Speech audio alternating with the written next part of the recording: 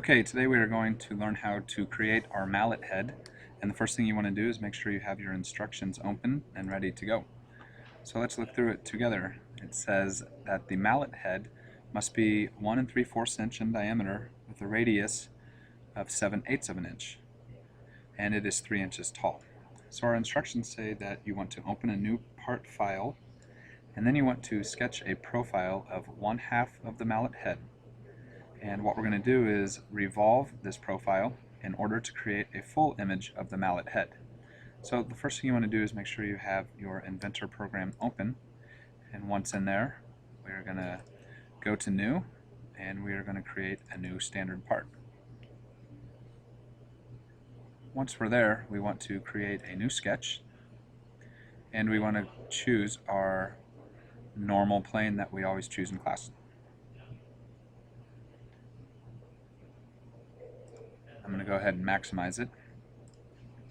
So the mallet head has a radius of 7/8 of an inch and is 3 inches tall. So let's go back to the program. And I think it's easiest to just do a rectangle. And I'm going to click, I'm going to drag it up, and I'm going to go ahead and put 7/8. And then if I do the tab key, it'll take me over to the height. And I'm going to click on 3. And you can see I have the beginning half of my mallet head. So then I'm going to go back to the instructions. And you can see we have to add some half of a hole to the side of the mallet head. And the way we do that is we go back to our sketch, and we are going to create a circle, and we are going to trim it up. So as you see here in the instructions, the radius, which is marked as fx, is 0.1.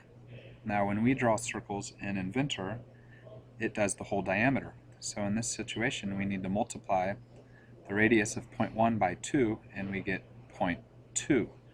So I'm going to go back to the program, and I go up here and I'm going to click circle, and I'm just going to guesstimate where the hole should be. I'm going to click on it, and we're going to go 0.2, enter. And down here, I'm going to make another one and do 0.2 and enter. Now let's go back to our instructions and see where these circles need to be placed.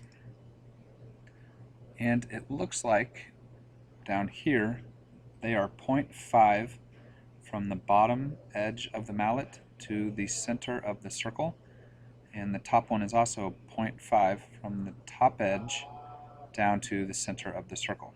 So I'm going to go back and I'm going to dimension the two holes that I drew by clicking the center of the hole, or the circle, and the top edge. Come out a little bit, and this should be 0.5. And we'll do the same thing to the bottom one.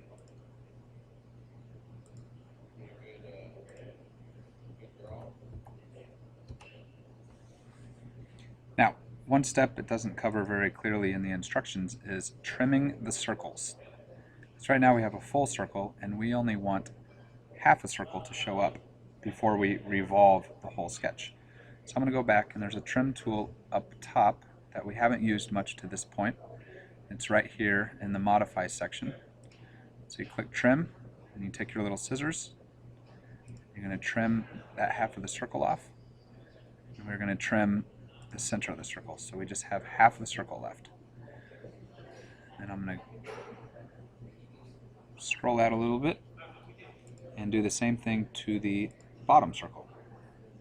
And we have half of our mallet head sketched now. Let's go back to the instructions and see what we're supposed to do. It says dimension and finish the sketch and switch to the home view. So I have fully dimensioned my sketch, so I'm going to go back and I'm going to click on finish sketch and go to home view, and it should look about right. Let's look at the instructions, and mine matches. All my measurements and dimensions are in there. Actually, looks like I missed 0.875. That's right, that is the same as 7/8. So we are good to go. Now it says right here, from the create panel select revolve and use the revolve pop-up screen to create the revolution. And here's our revolve pop-up screen. So let's go back and we will click revolve. Our pop-up screen comes up. Now what we want to do here is click on the axis, which is going to be the center of our mallet head. And I will click right here. And we want to do a full revolution. And you can see what that does to our sketch, and we will click OK. And our mallet head is nearing completion. So let's go back to the instructions and check out what's next. Now it wants us to place a chamfer on each end to give the mallet its characteristic look, which is kind of a rounded edge head. So it is a 1/16 of an inch chamfer on each end. So we'll go back here, and up at the top we see chamfer. I'm going to pull my instructions over, and I want to put one on the very top, so you notice it turns red when I find the one I want. And I want to put another one on the very bottom. I will click there, and it said 1/16 of an inch, so I'm going to do 1/16, and I'm going to apply it and close that, and now you can see our chamfer is on the mallet head. It's starting to take shape now, and there it is. Okay, so now we're going to put our hole in the side of the mallet head so our handle can be inserted into it. And the instructions are right here. We have to create a work plane on the YZ plane and tangent to the circumference of the mallet head. And here's the directions. Number 1, from the work features panel, select plane. So let's go back to our instructions. And up here in the work features panel, you will see plane. So I'm going to click on plane. And in the model browser, I'm going to find and expand the origin folder, and then I'm going to left click on the YZ plane. So I already opened up my origin folder, but here it is right here if yours isn't open yet. And I'm going to left click on the YZ plane. And then my plane has shown up, but I don't want to draw on the center of the mallet head. I want to draw on this outside edge because I want to put a hole there to put in my handle for my mallet. So let's look at the instructions. In the model browser, find and expand the origin folder, and then left click on the YZ plane. I just did that. I'm going to click on the circumference of the mallet head so the work plane will be made tangent.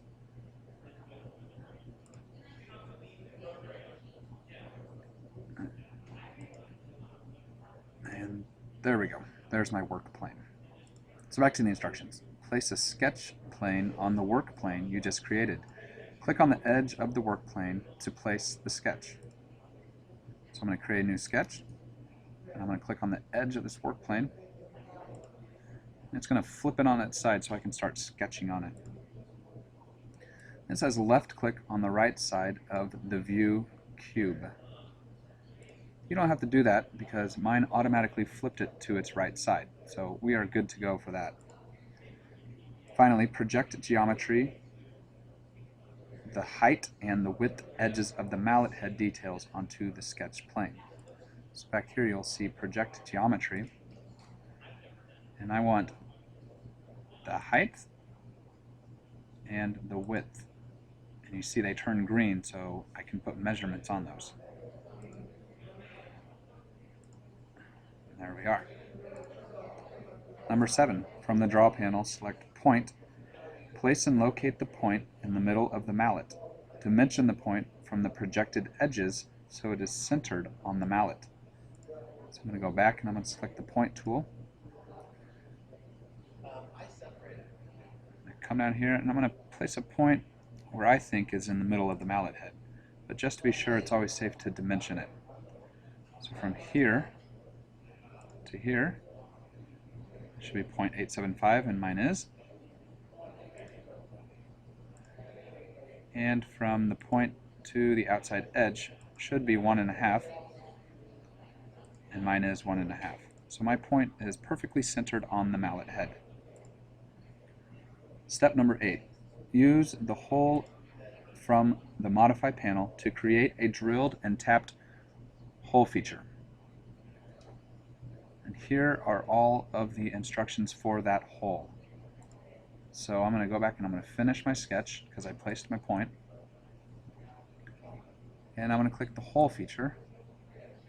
And it automatically puts that hole right where I placed that point. And I have some work to do here to adjust the hole so it matches the instructions.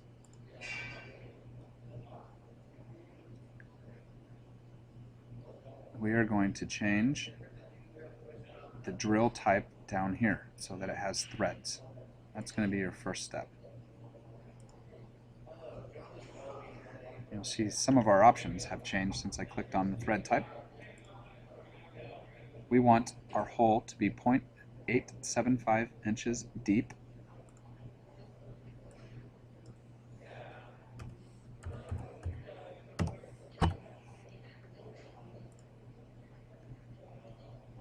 And we want the threads to run for 0.625 inches deep, so not the entire hole.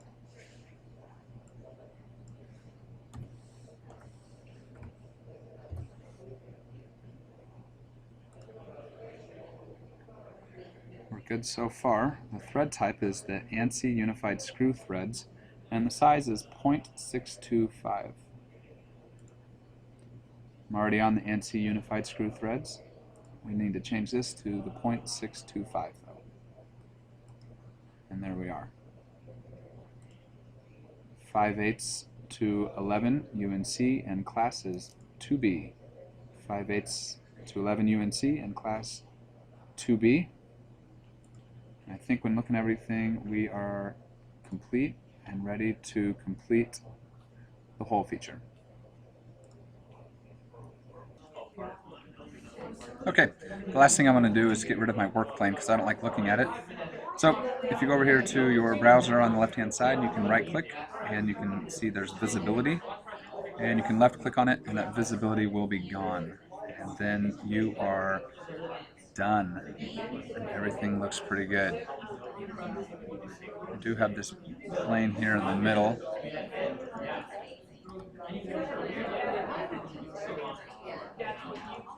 That I do not want to see either. And there we go, I right clicked on it, clicked visibility. And there you go, there's your mallet head. Easy enough. Make sure you save it, guys. Always save it to your O drive, and if you want to change the color of it, I know a lot of you like to do that, I do as well.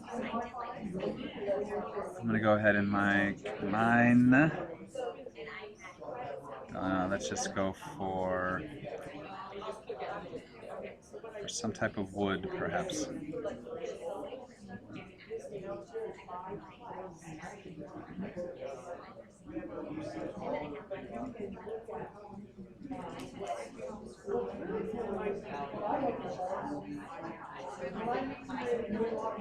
There's some birch wood. That looks good. So don't forget to save it into your O drive file. Save as. My O drive already popped up. I'm in my pegboard toy. I want to name it the correct part, which is mallet head.